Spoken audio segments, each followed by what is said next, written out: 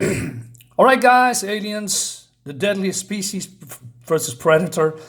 That came out wrong. Aliens, Predator, the Deadliest of Species, issue number 8 of 12 from Dark Horse Comics. Cool looking cover by Claremont and Barreto. And without further ado, let's dive in. If you want to know more, check out my other videos. You can find it all on my channel. Subscribe to my YouTube channel, like my video, leave a comment, that will help me a lot.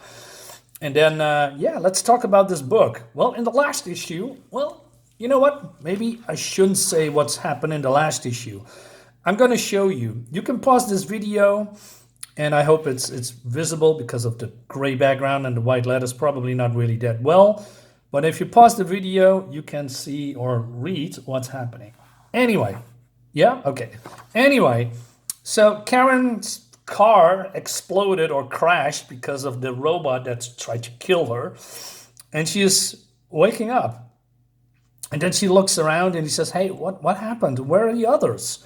Right? Because she was accompanied by,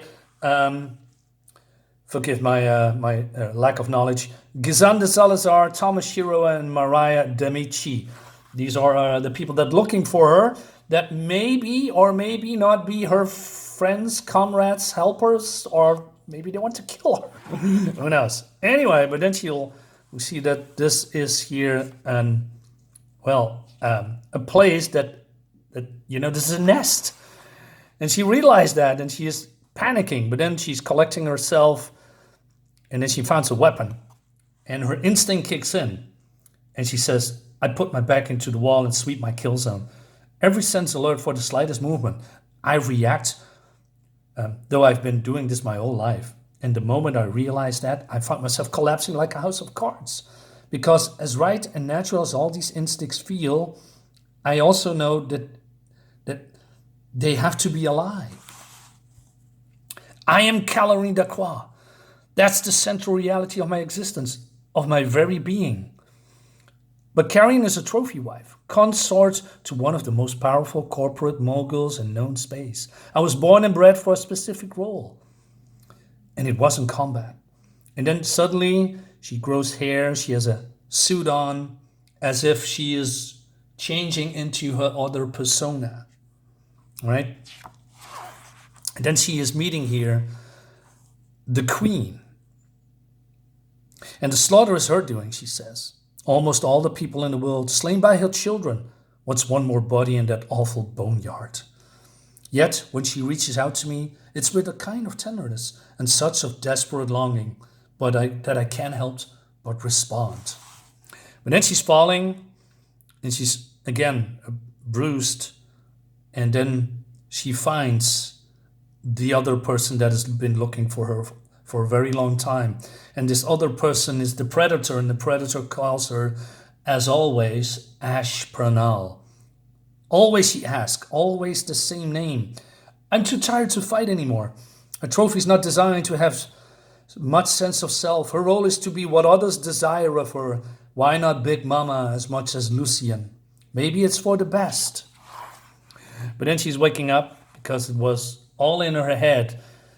And what we don't know, if this is all a dream or maybe premonitions or something that happened in her past. Who knows? But then the sound of shooting is waking her up. And we have another player in town. It's called Jenna. Jenna is a part of I believe, that's some kind of a force that protects this place from invaders, right? Like a military force. And it looks great. And all these people are tough and bred, hard and have combat training. I really like that. You can see that in this movement. Unfortunately, she's getting hit by a weapon. Now, that's because these robots are hunting them. These are called sectex. I don't invented that name. All right. So Mariah is checking on her, right? He says, no blood, nothing broken, either armor blunted. Most of the force, lucky lady. That was a high-power pulsar hit, Salazar. I told you, tech sets were designed to clean out alien nests. Ceramic skin to protect them from acid blood, plus firepower sufficient for any level of opposition. We're not aliens, Red. And the Samara station sure ain't no damn nest. How come they go after us? So Tom says, or Thomas. This comes under the heading of cutting losses and tying up loose ends. And those who gave the orders. Any thoughts on that subject, Miss Salazar? All right, they still don't trust her, and rightfully so. She is, dubious at best. So they're checking the ammo, and they are low, very low. So they need to have a plan, and they need to get out of here, right? But Jenna says, "Hey, let me call up the combat cadre, GenCom." This is Jenna, she says. But GenCom have their own problems because even the TechSecs are after them, and they try to lock them out, but it's too late. The robots come in and, well, kills them all. And I must say, I don't talk about coloring much in comics, or maybe even of the line work and inking, but I give props to all these people here that are involved with the art. Looks great, lots of detail, lots of great facial expressions and emotions and body language, and the coloring sets a mood and a tone, and that's been through all this whole book, and I really, really like that. Now, this comic has also a little bit problems that I go in a little bit later, but when it comes to set of the mood and the tone, so these people are being wiped out, and then we see them in complete silence, waiting to what happens next. Really well done, and the blue enhances that. All right.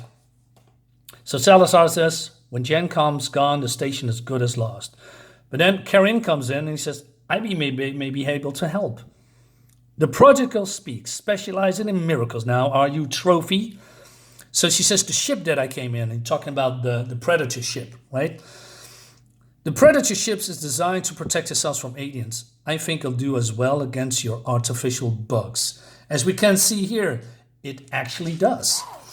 But then they are still stuck, right? Because on the other side, there are still robots to come in and try to decimate them. Fine and dandy, Caryn, but how do we reach it? We bring it to us. You have a remote command nexus? Not quite. So what's the plan then, I think? Well, she's talking about the Predator. That ugly murdering bitch is the key to our salvation. Give the rest, Skizant. Ah, the Paladin Defense's princess. How charming. You hoping for some favors on the side, Tommy? My friends call me Tommy, Miss Salazar, and I think twice about giving anybody face, and it was you who brought the robots here in the first place. I like this bickering. All right. So they are scouting the area, and they say, hey, we need to move, because if they come in blasting, we're toast, right? But then Jenna on the scanners is seeing some kind of a life sign and the signature of her partner called Sadiq. It's stationary, and there's another trace as well. No, those readings, though, they make no sense. A ghost image, maybe? A reflection of Sadiq's own signal? Big Mama, Caryn says. That's the background resonance of a chameleon field. Now we have a destination, Shiro. Jenna leads us to the Predator, then Big Mama can summon her ship. You're not listening, Caryn. Look where we are. They're inside a nest, and they aren't moving. You know what that means. I can top that, Thomas. Isn't that standard resin? A queen? Texture's too refined. I say queen of queens, the great mother, but that's supposed to be a legend. Bless Mary, have mercy on our souls.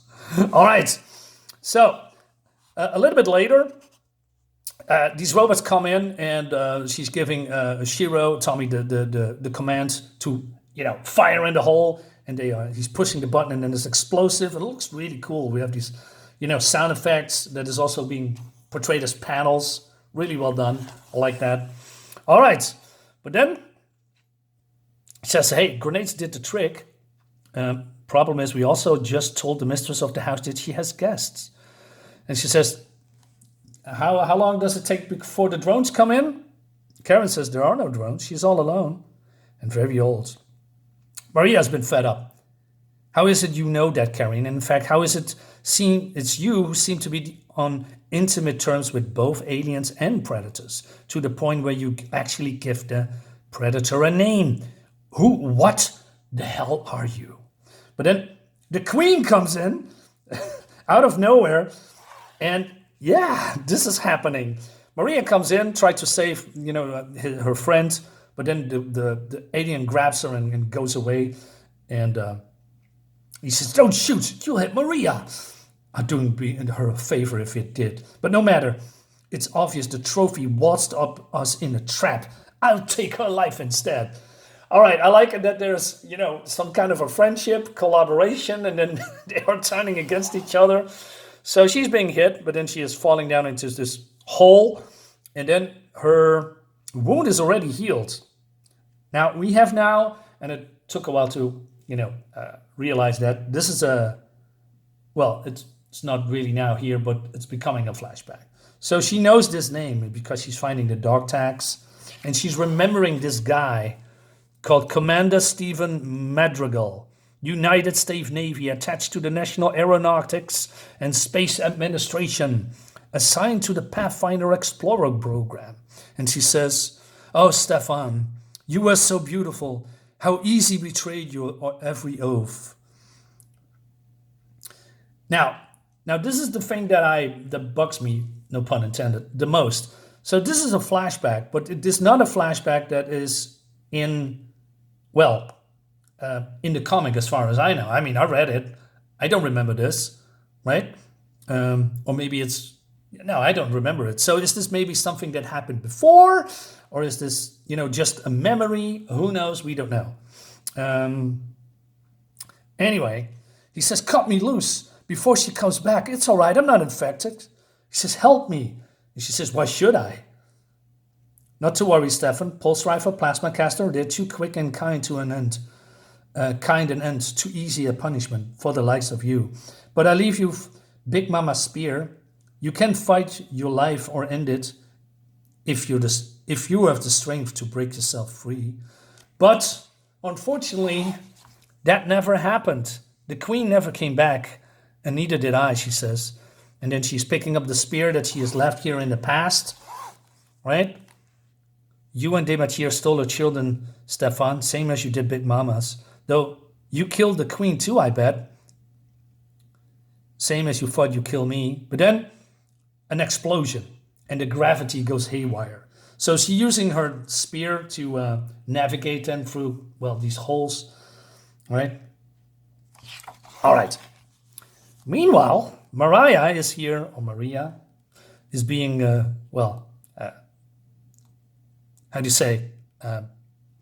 been put into this resin, of the alien. And we have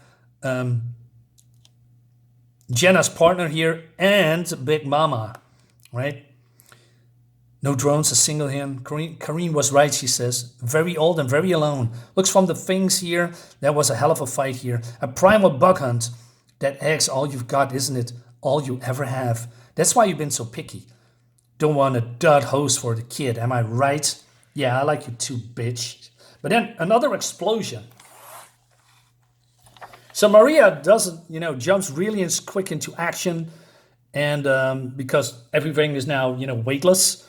And she is breaking free because the resin hasn't set in yet. And she is, escaping the queen for now.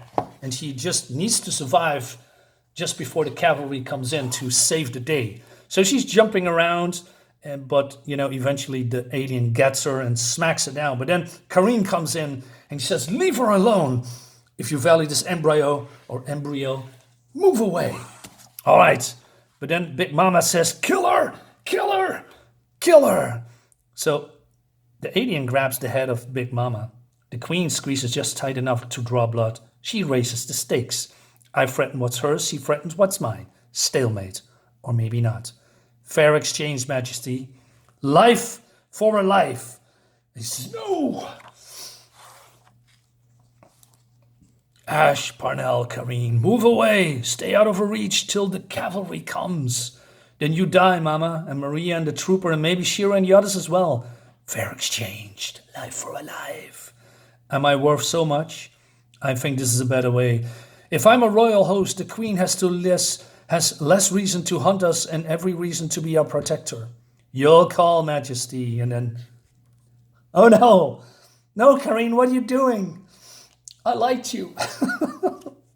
And that leads us to the next issue, guys. This is great. I really like this. I just dislike the jumping points from the past to the present. I don't like, past memories like this here. I get that. I can see where this is going. But if you have, stuff like this here with what's this guy's name? Sorry. Commander Stefan Madrigal. I don't know. Is this when did it happen? Is this something in the past? Is this just a memory? Is this a flashback? Is this something into another comic? It would have been great, for instance, if this was a part of another comic, right? Why not tell me here in a small panel that to be seen in Aliens versus Predator War? There's a lot of Predator and Alien books, right? And just reference to maybe another book. That would make sense because I can go back and relive that particular scene here, if that's the case. But I do not know. Anyway, enough rambling. Guys, let me know in the comments what you think about this. Subscribe to my YouTube channel, as I said before. Thank you so much for watching. Have a great day. See you next time. Bye-bye.